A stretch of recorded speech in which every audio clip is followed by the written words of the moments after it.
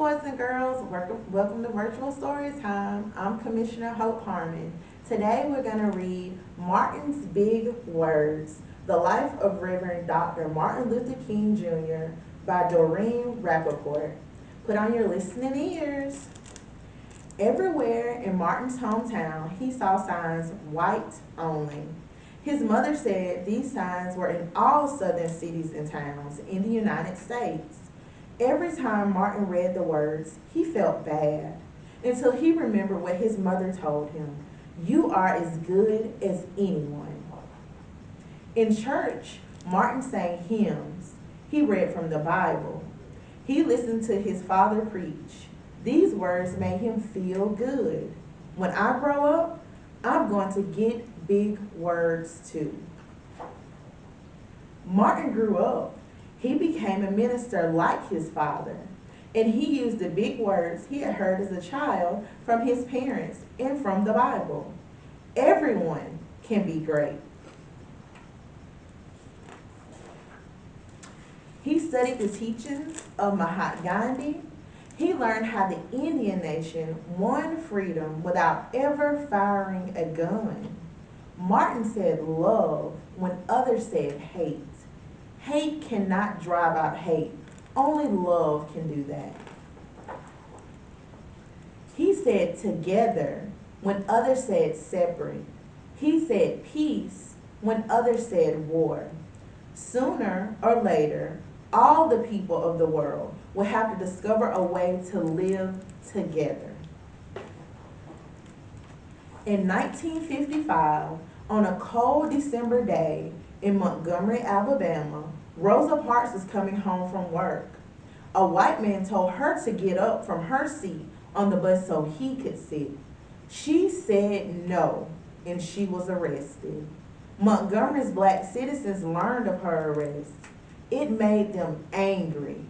They decided not to ride the buses until they could sit anywhere they wanted.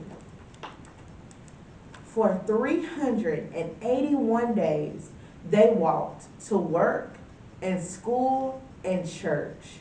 They walked in the rain and cold and in the blistering heat.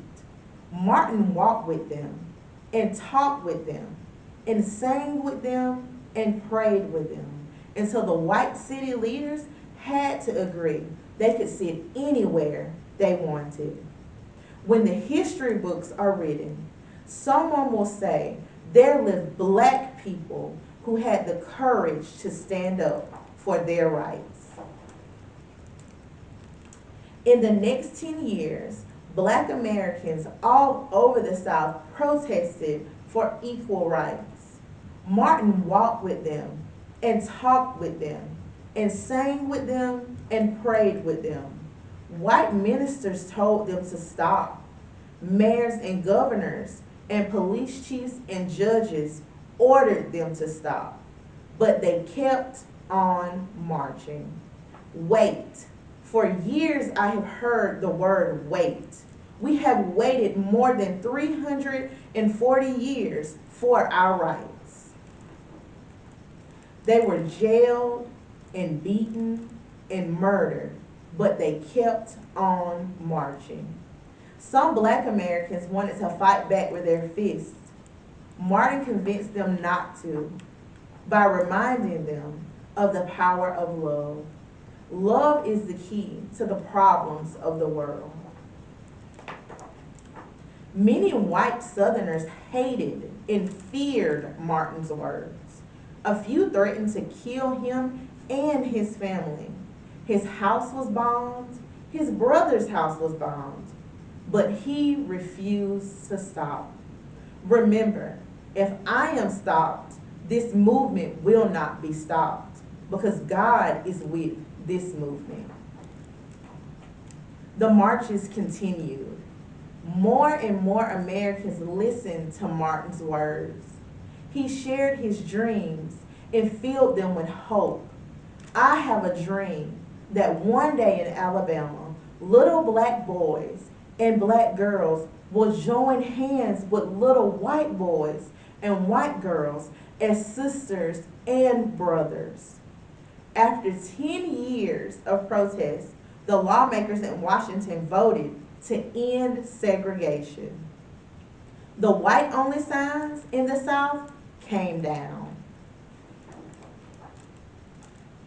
Dr. Martin Luther King Jr. cared about all Americans.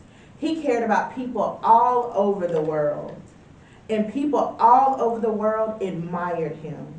In 1964, he won the Nobel Peace Prize. He won it because he taught others to fight with words, not fists. Martin went wherever people needed help. In April of 1968, he went to Memphis, Tennessee. He went to help garbage collectors who were there on strike. He walked with them and talked with them and sang with them and prayed with them. On his second day there, he was shot. He died.